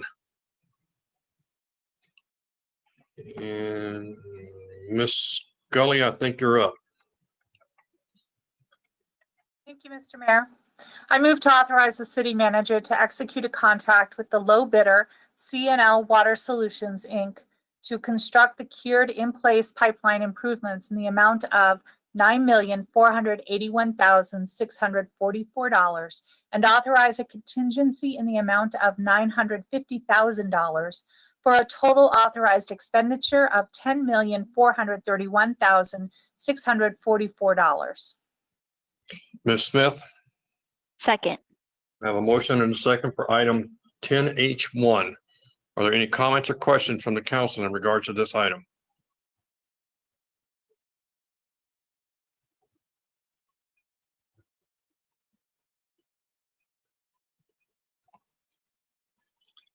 Seeing none, Ms. Parker, this is 10H1. Roll call vote, please. Certainly. Counselor DeMott. Yes. DeMott votes yes. Mayor Pro Tem Sites. Yes. Sites votes yes. Counselor Seymour. Yes. Seymour votes yes. Counselor Scully. Yes. Scully votes yes. Counselor Smith. Yes. Smith votes yes. Counselor Bowles. Yes. Bowles votes yes. And Mayor Atchison. Yes. Atchison votes yes. Thank you, council. Item 10H1 passes on a 7-0 vote. Ms. Scully, would you take the second half of this one? Yes, sir. I move to authorize the city manager to execute an amendment to the engineering contract with HDR Engineering, Inc. for construction services in the amount of $772,430 and authorize a contingency in the amount of $77,243 for a total of $849,673, bringing the total authorized expenditure with this firm from the previously approved amount of $3,711,810 to $4,561,483. Ms. Smith, would you take the second again, please? Second. Okay, I have a motion and a second for item 10H2. Are there any questions or comments from the council?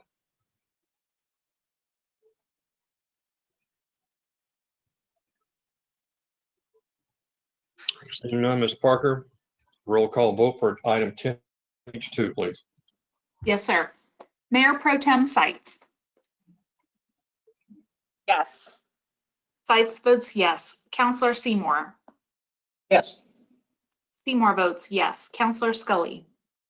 Yes. Scully votes yes. Counselor Smith. Yes. Smith votes yes. Counselor Bowles. Yes. Bowles votes yes. Mayor Atchison. Yes. Atchison votes yes. And Counselor DeMott. Yes. DeMott votes yes. Thank you, council. Item 10H2 is passing on a 7-0 vote. Next item up is item 10I. Mr. Tripp, this is to you and the staff. Thank you, Mayor. This is our weekly COVID-19 report.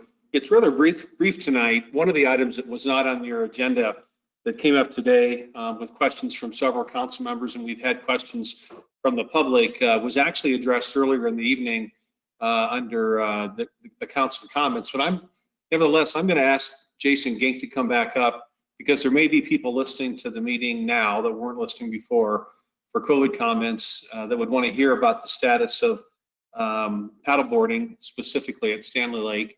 And then following Director of Parks Recreation Library Gink's comments on that, I'd like to ask, I believe Max and or Barbara will be talking about COVID case data and some reopening conversation. And those are the only two things under COVID this evening. So Jason, if you would, please. Thank you, Don and Council. I appreciate the opportunity to visit about the Stanley Lake Private Watercraft Permit Program. Staff has implemented the beginning of the Stanley Lake Permit Program for the season 2 weeks ago. And of course, that was delayed due to COVID impacts. At that time, staff implemented a program with a cap of 175 permits. Staff utilized that 175 permit cap as an opportunity to implement a program while assessing the success of that program as it relates to the public and staff ability to maintain social distancing and follow all other public health orders. So that program has been underway for 175 permit holders for the past 2 weeks. This morning, I received a report from staff with feedback on how the last 2 weeks have gone with the permit program at Stanley Lake, and I'm pleased to report that staff report successful operations. I personally also attended to visit the operations during that time to do an assessment, and also I was very pleased to see the operation in place. With that success behind us and proven success to adhere to public health measures, we are moving forward to opening the wait list. We have currently, as of right this moment, the last I checked today, 236 people waiting to get a permit, and they are on the wait list. So staff is moving forward to open an additional 250 permits effective as soon as possible. And first, of course, starting with those waitlist folks, give them the opportunity to purchase a permit and move forward. After we launch that program, that expanded program, we will continue to evaluate to make absolutely sure we are in accordance with public health expectations and primarily social distancing. You know, it's not the paddlecraft program as far as the activity itself that staff is overly concerned about as far as public health measures. Really, it's the logistics that surround the operation, which include things like the spray station. We are one of the few lakes in the area that require sprays to all objects that touch the water, including things like stand-up paddleboard. But nonetheless, we do require that as part of our ANS program. But also areas in the parking lot we wanted to monitor, and of course areas along where the water was being accessed for those participants. And I'm pleased to report staff have reported a very positive operation. And so we will move forward, and we will, by the way, continue to have a cap. And the reason we're having a cap of the initial 175 plus the additional 250 is because we want to continue to make absolutely sure we don't find ourselves in a situation like some other lakes and operations in the area that have been forced to close because of public health issues such as social distancing. I'm confident, however, based on what I've seen in staff report, that we will successfully move forward with that operation. We have received a handful of calls from the community wanting to see us restore this. It's certainly a great program, and the activity itself provides sort of a natural opportunity for social distancing, because typically you don't want to be around other participants when you're in the water due to risks of just the ability to paddle and get around the lake. So we're looking forward to restoring that program, plan to notify patrons as soon as possible, and therefore they would have the opportunity, should they choose to move forward and purchase a permit off of the wait list, they'd have the opportunity to start that activity as soon as this Friday. Thank you. Thank you, Mr. Jink. Would you stand by for a moment? We have a question on this item, I believe, from Mr. DeMott. Thank you for that great presentation. That gives a lot of context to answer questions that I've been getting, and I think everybody else got. I think resident reached out to most of council today and had some really good questions as far as, why the limit, and, they equated it to some different ideas as far as how many people you let in at a time versus capping the overall license, which it sounds like we're trying to get at that. And it makes a lot of sense if you see how operations are moving in, and even in grocery stores, they're keeping track of who's in and who's out. So I'm glad that we're expanding that. Do we anticipate, you said you'll keep a cap, but is the cap overall licenses, or have we thought about like just capping how many people are in at a time? Like, have you seen us get close to that capacity over the last couple of days as you evaluated? Thank you, Councilor Demont, for that question. I appreciate the opportunity to clarify. And I too had the opportunity today to speak with a patron with those types of similar questions. We had a fantastic conversation, and I want to be specific about the initial cap of 175. Again, that had less to do with the actual watercraft activity, let's say in the lake itself, and much more to do with what we're calling pinch points. However, unlikely 175 people may show up at the very same time to utilize the lake. The possibility, when you look at the cars going into the lake, in previous years, we've had lines all the way, and I'm sure folks have seen lines all the way to Sims. And of course, we've made some improvements to reduce that likelihood. But we were most concerned about the bottlenecks around the spray station, the check-in point, the parking lots, as well as the as a water entry area, which is quite large, frankly, from those opportunities. And what we have seen is very much patrons and staff acting in accordance with public health expectations. So yes, we do monitor the amount of folks coming in and coming out of the park, but more significantly, we monitor the areas that are most likely and most significantly going to have what we're calling pinch points around those areas. And staff has not witnessed any problems whatsoever, quite frankly. So we do hope to continue to implement that program with the possibility of coming back with even more expansion. But first, we want to make sure that we continue to see the success that we're having. I do hope that answers your question, Councilor Demont, but if I missed something, please feel free to ask. No, I think I appreciate it very much, and I appreciate everything that your department specifically has done throughout the COVID situation. I think we're all very well aware that your department's been that you're over as far as parks and recs and our open space have been very well utilized, and frankly been a lifesaver to a lot of our residents to have some activity in their day, from when we were in totally lockdown to us kind of going into these next phases. So I appreciate us continuing to look at how more people can utilize those. I have a feeling you probably talked to the same resident that most of us did, and they had some real concerns, just like I do, having teenagers that are stuck in the house and you want them to get out and be able to unwind. So I appreciate us continuing to look how we can expand that safely for folks, and all the work that you did around that, as well as addressing those concerns directly with that resident today. Thank you very much. Mr. Tripp, let's go ahead with the rest of your report, please. Max Kirschbaum, please. Thank you, Don. Matt, if I could have the slides up, please. These slides, once again, will look familiar to you in terms of their format, although the content has changed. I'll be presenting 3 slides this evening. This first slide is the state level data reporting through July 25th information.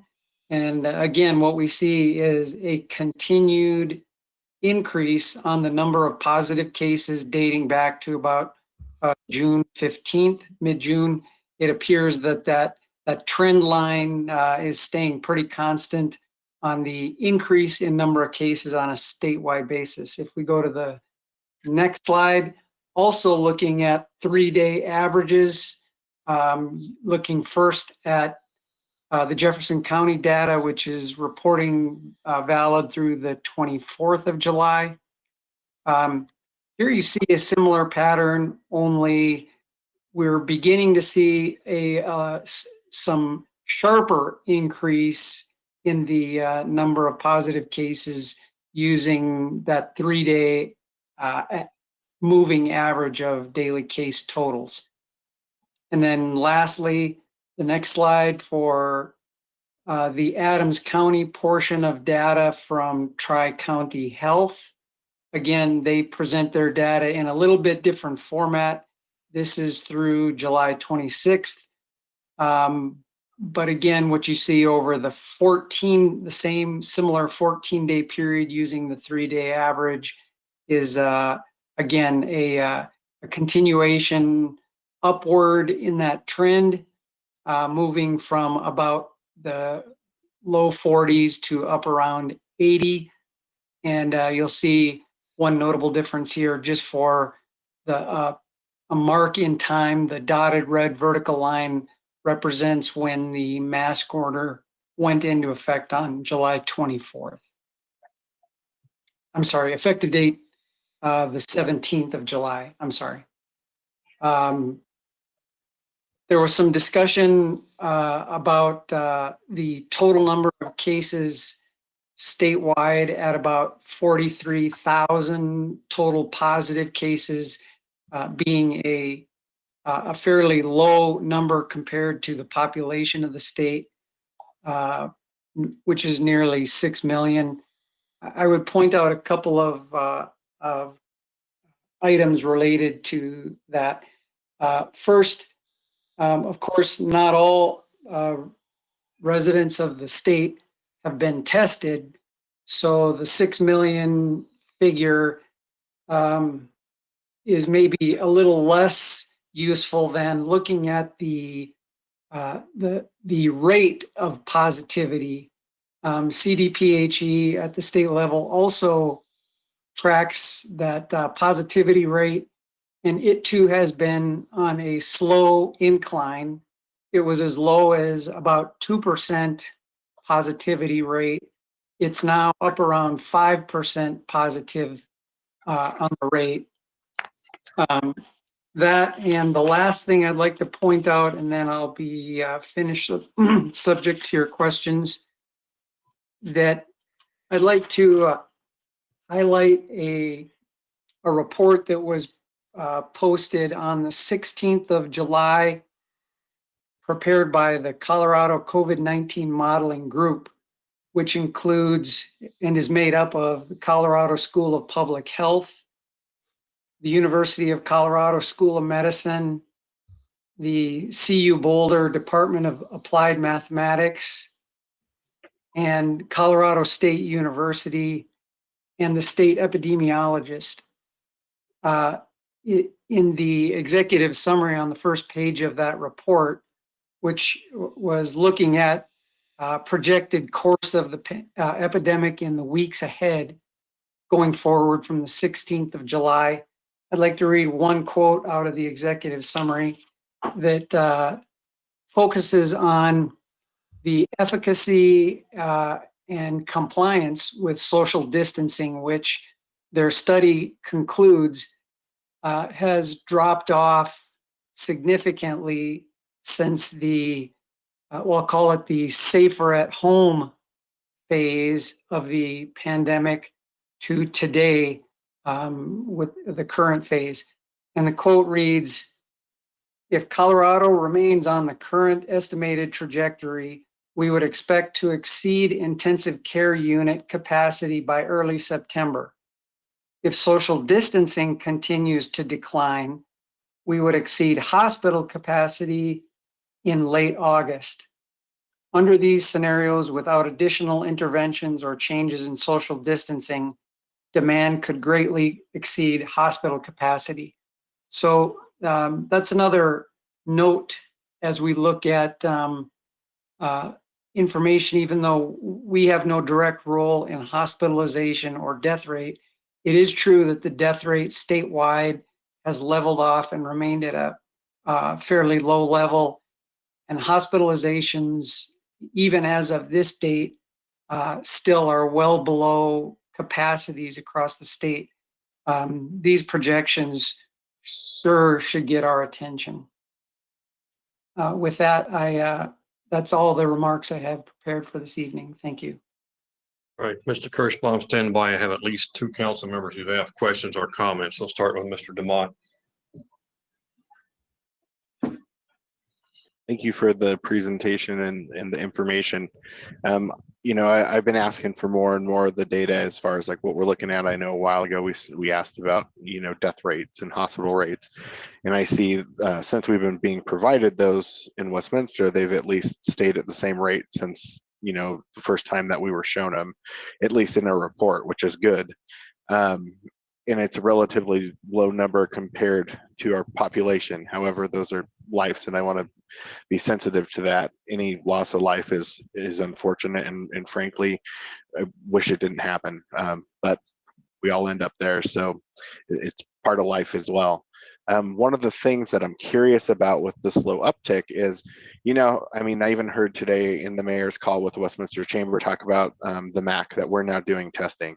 So I see increased testing everywhere.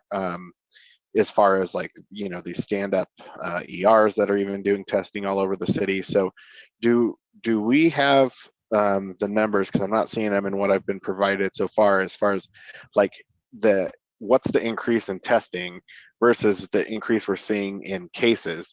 And the reason I ask is I imagine obviously if testing goes up, the numbers are going up. And if so, I'm trying to understand that versus actual confirmed cases. Whereas, is it truly going up from where it was, or do we just know more about it now? And I do think it's a positive trend if, all the things I wrote about viruses, as far as the fact that the more severe end of it being death and hospitalization seem like they are leveling off, even though cases are rising. And I'd be curious about your thoughts on any of that, especially how we are able to track the increased testing. Sure. I hope this might get to your question. I might be a little off track. Just stop me and steer me if I head off on the right or wrong path. But so the link that we provided to council to the CDPHE data, from on that link, the last of about 7 or 8 graphs that they present on that CDPHE page it shows the two things you just mentioned graphed together. In other words, it shows number of tests performed by week. It divides, so it's providing, each of the vertical bars is representing week data. So it's showing the number of tests performed, and then a line on that bar chart that shows the positivity rate. So you can kind of see those two things together in that one chart, where what is the rate of positives, or the percent of positives related to the number of tests that are performed. So I think that's helpful. And maybe one other piece that I haven't heard contradicted since the early days of the pandemic, but I believe it is still accurate, that for every positive test, there are probably 6 or 10 other positives that are not tested yet. So maybe do those two things together kind of help get to that? They do, and I've looked at that information. It's just that we don't provide that when we're doing these reports, and I think it's useful information so people understand. And I think I want people to take this serious, especially depending on which end of it is they are. Like, we know that it's far less likely for a young healthy adult. Are there some outliers? Sure, just like there is with any sickness or anything in life. But the point is, I also want people to take it serious, but realize, what we're trying to take serious. There's certain people who are more at risk. We need to make sure that we're being careful around those people and protecting them. We also are at the plan was flatten the curve, make sure we don't overwhelm the hospitals. Part of that is protecting the right people and taking all these additional steps. But I think it's also important for people to see the full picture of the data, and not just the increased cases, but you can look clearly on the site. We've increased testing quite a bit. So I feel like we always expected some of this to happen, and I'd like people to understand the clear picture. So not because it's not serious, but because there's varying degrees of serious and who it affects, and how your actions can affect the people that are at more danger than maybe potentially you yourself are. But I do think it gets to it, and it shares a lot of, you know, of that stuff. So it would be nice if we tracked that when we share these results with the citizens, so they understand the whole picture of where we're at as a state. I would be happy to add that chart if it adds additional context. I'll include it next Monday. I think it does. And again, like I will continue to reiterate, I still want people to be careful, do the right things. I think everybody is well aware of what we've been asked to do at this point, but I also want people to realize, you know, if you're doing all those things and you're being careful and looking out for the people, you know, we do have businesses open, you know, respect the rules so those businesses can stay open, you know, but they'd like to see your face. And I think it's good for you to get out, if, you know, safely. But I appreciate all the information. This is great. You guys have been providing a lot, and it's, you know, you have always delivered whatever additional information we've asked for, and I think it's been helpful to the residents as we expand and learn more about where we're going for the remainder of the year, and hopefully, you know, this is behind us sooner rather than later. Mr. Seymour. Thank you, Mr. Mayor, and thank you, Mr. Kirschbaum, for your weekly report. I do want to point out, because I sent an email to everyone about the discussion topics on this part too. And while I'm no epidemiologist, nor am I a mathematician, I do know that when you put a variable against another unknown variable, even with smoothing, it's hard to look at the constant. And that's why I referred to in my email today is the two hard facts that we know. And I used a current population level in Colorado of 5.8 million, not the 6 million figure. I think that's a little more accurate at this point. But we do know, and this is the critical factor that affects our what we talked about in flattening the curve, and what we talked about as far as hospitalization usage. We have had, this is as of Friday afternoon from CDPHE's site, 6,261 hospitalization rates. That is a population hospitalization rate of 0.0011. And we know, I think we all agree, this is a highly contagious virus. Many of us watch the Johns Hopkins site, as I did, on a daily basis as this spread across the world. And we know that the contagion rate is high. We also know that the fact that one of the first updates that we got from Dr. Johnson from Jeffco Public Health, at that point, this was probably, someone can correct me if I'm wrong, 90 days ago. At that point, Dr. Johnson said he and his colleagues in the profession believed that there were already over 1 million people infected in Colorado. So current cases as of last Friday were 43,789. So if we take that factor of 6 and then continue to compound that, then we do have a high infection rate. But we have to look at what the bottom line facts are. Is that, yes, every death is not a good thing, and every one of those people that died was father, brother, mother, sister, cousin. But we're looking at a total death rate now. And this is factoring in that we did not have the medical knowledge or the preparedness in the beginning that we do now. We have a death rate in Colorado of 0.00028. Keeping that in mind and building on what Councilor DeMott said, we know we know with certainty what populations are vulnerable in this, and that they should be protected. But we also have to understand, as local public officials, that we need to look at the data and how it is affecting our economy and the possible destruction of our economy. So I look forward to having a robust conversation, especially about the last item on this report, about us as a council getting together face to face so that we can continue better governance. Thank you.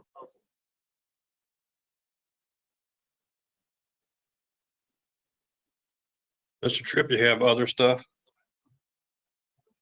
I do. I was reminded that I neglected to include Barbara Opie's presentation or discussion, which includes City Clerk Parker regarding some information they provided concerning city council meetings. So I'll call Deputy City Manager Barbara Opie up to raise that item. Thank you. Thank you, City Manager Tripp. As stated, this is Barbara Opie, Deputy City Manager. What we had noted in the City Council staff report agenda memo for tonight was that City Council had previously requested an update on potential plans for reopening when City Council meetings could and study sessions could be conducted in person. As noted in this agenda memo, a date hasn't been proposed at this time for that, nor for reopening City Hall. However, we have been working, a subcommittee of us have been working specifically on City Council meetings moving forward. With that, I'm going to turn it over to Michelle Parker, our City Clerk. She's been leading this effort as she's our resident expert and obviously helps us with these meetings. And so, Michelle, if you wouldn't mind, please walking through this with Council. One thing to note, Council, this was attachment G on your agenda memo tonight. And so that does provide you a high-level summary of a hybrid City Council meeting proposal that Michelle will walk you through. Thank you, Deputy City Manager Opie. Council, as Barbara mentioned, we did include an attachment for your review regarding hybrid City Council meetings that we will be proposing to use as a model as we move forward and eventually welcome both the public, council, and staff back into City Hall. And I believe that Matt Williams is going to pull up a slide for us just so you can see kind of the very broad overview. The attachment has a lot more information, but I do want to hit kind of the high points. And first and foremost, I do actually want to point out the last bullet point on this slide, which is what we are proposing in terms of this hybrid approach for in-person City Council meetings assumes routine City Council meetings and study sessions. We do absolutely recognize that we, from time to time, have very large meetings with a lot of public participation and interest. And so for meetings with an anticipated large turnout, we are currently developing plans for larger scale venues that will safely accommodate those crowds. And that plan would be separate from this and is not fully fleshed out at this time. So going back to the model that we are looking at, we had a couple of goals that we were trying to hit with this proposal. Our objectives are that first and foremost, we're enabling in-person participation for routine meetings and study sessions while still allowing for remote participation by any member of council, any staff member, and or the public as they wish.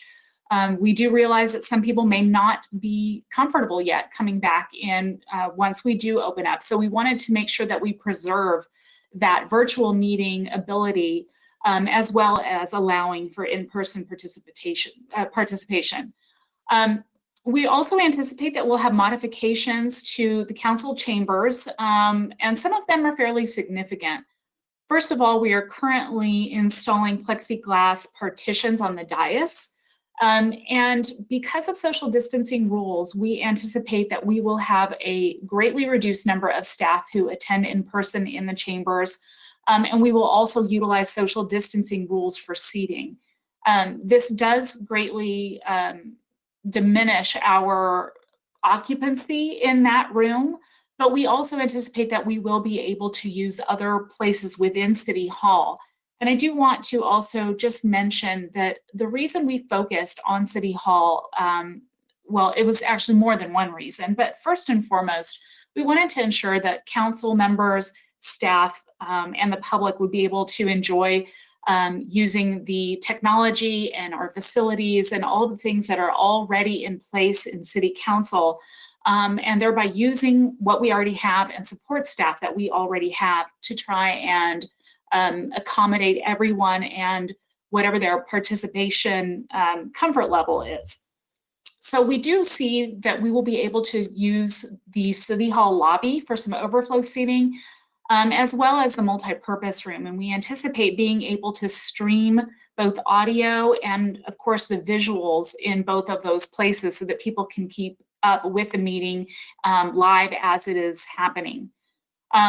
We also anticipate different procedures, of course, as we move back into City Hall. That will mean that masks, of course, will be required.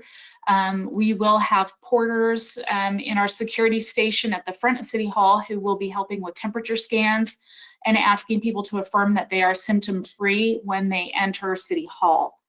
And that is essentially the high points. I'm happy to dive in a little bit more on the information that was provided in that attachment if any members of council have any questions. Ms. Parker, Ms. Seitz has a question, I